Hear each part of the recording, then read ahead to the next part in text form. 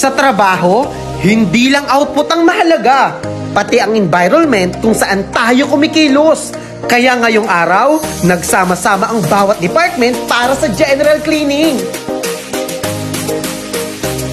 Mula sa pag-aayos ng mesa, pagtanggal ng alikabok, hanggang sa paglinis ng bawat sulok. Lahat nagkaisa para mas maging maaliwalas ang ating opisina.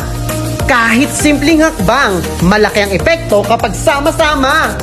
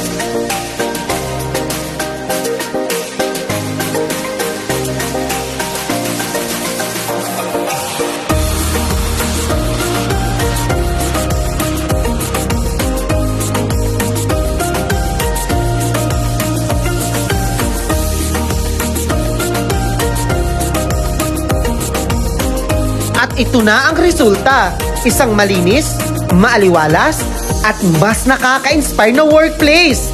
Masarap pumasok, magaan magtrabaho, at mas motivated tayong lahat.